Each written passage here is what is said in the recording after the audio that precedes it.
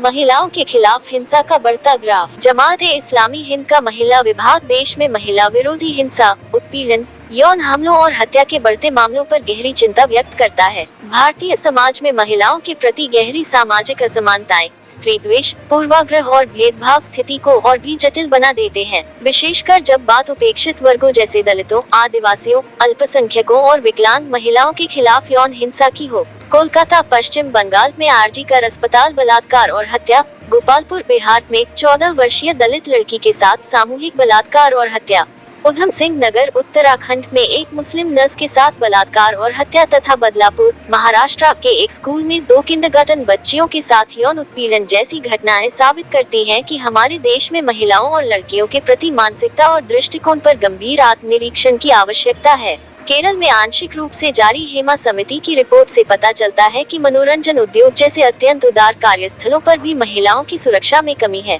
राष्ट्रीय अपराध record bureau (NCRB) और राष्ट्रीय परिवार स्वास्थ्य सर्वेक्षण (NFHS) के आंकड़ों के अनुसार महिलाओं के खिलाफ अपराध साल दर साल बढ़ रहे हैं। हालांकि ये संख्याएं तो केवल एक झलक है, क्योंकि ये दर्ज मामलों पर आधारित हैं। जानबूझकर या अन्यथा दबाए गए या अनदेखा किए गए मामलों की संख्या काफी अधिक है। इस चिंतनीय प्रवृत्ति का एक और उल्लेखनीय पहलू बिल्किस बानो, जिनके साथ 2002 के गुजरात दंगे में सामूहिक बलात्कार हुआ था, द्वारा न्याय के लिए किया गया कठिन संघर्ष है। उनका मामला हमारी संस्थाओं में व्याप्त प्रणालीगत पूर्वाग्रह और असंवेदनशीलता का स्पष्ट प्रमाण है। उसका बिल्किस मामला हमारी संस्थाओं में व्याप्त प्रणालीगत पूर्वाग्रह और असंवेदनशीलता का स्पष्ट प्रमाण है।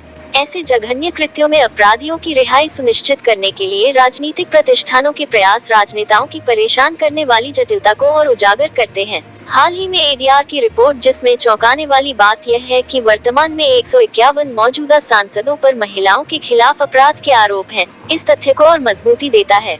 नैतिक मूल्यों का ह्रास। हमारा दृढ़ विश्वास है कि महिलाओं के विरुद्ध ये अत्याचार एक व्यापक रूप से फैल रही बीमारी का लक्षण, जो हमारे देश की शांति और प्रगति को प्रभावित कर रही है। इस खतरे का मूल कारण नैतिक मूल्यों का पतन है। समाज में नैतिक मूल्यों की कमी के कारण महिलाओं को वस्तु के रूप में देखना, यौन शोषण और दुर्व्यवहार, पोर्नोग्राफी का व्यापक उपयोग, विवाहेतर संबंध और बेवफाई, शराब और नशीली दवाओं का बढ़ता उपयोग, आत्महत्याएं, यौन संचारित संक्रमणों (STI) में वृद्धि, गर्भपात में वृद्धि, यौन हिंसा और बलात्कार में वृद्धि, संस्कृति का यौनीकरण, पारिवारिक इकाई का टूटना और अनैतिकता का सामान्यीकरण जैसी समस्याएं पैदा होती हैं, जो समाज की नैतिक ताने बाने को तेजी से नष्ट कर रही हैं।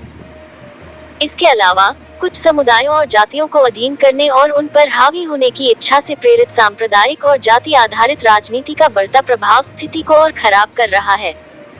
अपराधियों और आरोपी व्यक्तियों को तेजी से नायक के रूप में चित्रित किया जा रहा है।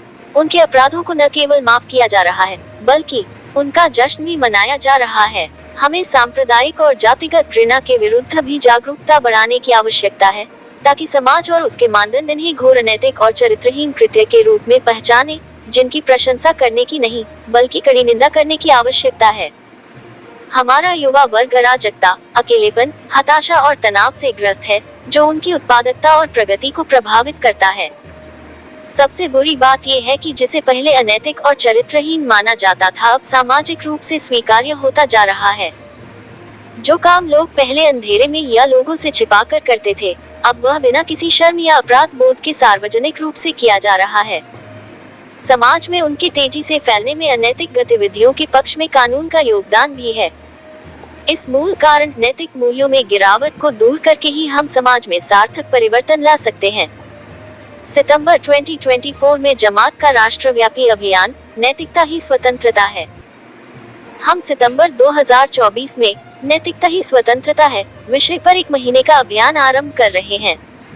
इस अभियान का उद्देश्य है वास्तविक स्वतंत्रता क्या है और यह नैतिकता से किस प्रकार जुड़ी है, इस बारे में जागरूकता लाना। केवल नैतिक मूल्यों का पालन करके ही व्यक्ति जीवन में वास्तविक और स्थायी स्वतंत्रता और पूर्णता प्राप्त कर सकता है। इस अभियान का उद्देश्य जाति, रंग, लिंग, धर्म या क्षेत्र के भेद के बिना सभी के लिए अपनी बुनियादी जरूरतों को पूरा करने और मौलिक अधिकारों का लाभ उठाने के लिए आवश्यक स्वतंत्रता सुनिश्चित करना है। हमारा मानना है कि इसे केवल कुछ नियमों का पालन करके ही प्राप्त किया जा सकता है, जिन्हें हम नैतिक मूल्य कहते हैं। राष्ट्रीय, राज्य, जिला और जमीनी स्तर पर शिक्षाविदों, परामर्शदाताओं, वकीलों, धार्मिक विद्वानों और सामुदायिक नेताओं को शामिल करते हुए जागरूकता कार्यक्रम आयोजित किए जाएंगे। स्थायी हर्ष और स्वतंत्रता के लिए नैतिक मूल्यों का पालन करने के महत्व पर छात्रों और युवाओं को शिक्षित करने के लिए कॉलेज कैंपसों में विशेष कार्यक्रम आयोजित किए जाएंगे और उन्हें छद्म उदारवादी विचारधाराओं के चंगुल से मुक्त कराया जाएगा, जो व्यक्तियों को स्वतंत्रता की झूठी धारणाओं में फंसाते हैं और उन्हें अनैतिक व्यवहार का गुलाम बनाते हैं।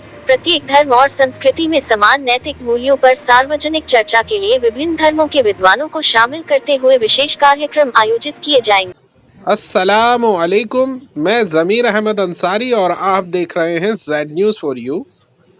अर्ज़ यह है कि आपने अपने channel Z news for you को अभी तक सब्सक्राइब नहीं किया है तो सब्सक्राइब करें और साथ में दिए हुए बेल आइकन को भी दबाएं, जिससे हमारी आने वाली सभी वीडियोस के नोटिफिकेशन सबसे पहले आपको मिल सकें।